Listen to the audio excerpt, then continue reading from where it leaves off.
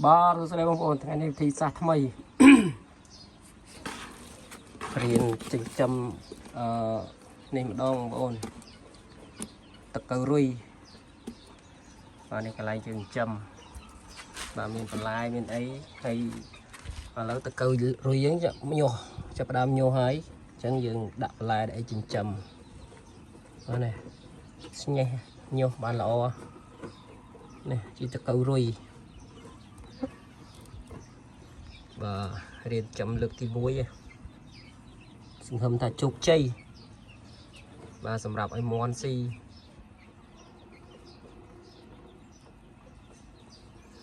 ញោហើយចាប់ផ្ដើមញោហើយយើងចាប់ផ្ដើមប្រវែក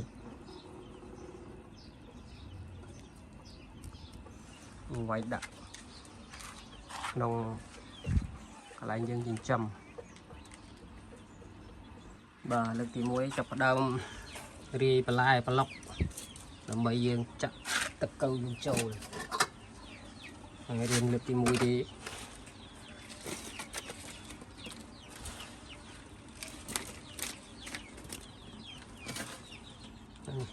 លើកទី1ទេសាក់លបងសង្ឃឹមថាជោគជ័យ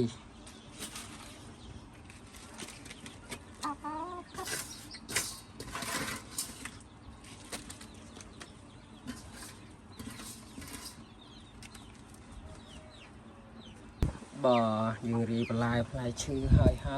យើងយកតកៅយើងបាទនេះយកកូនតកៅរួយដាក់ពីលើ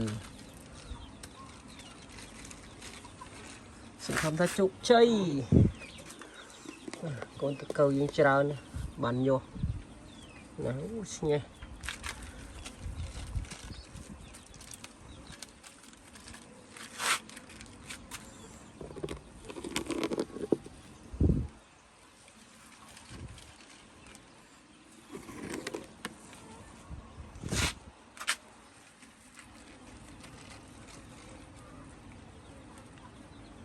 តកៅយើងញាស់ល្អមកអើយនឹងទៅមុខទៀតមិនខ្មិចទេនេះ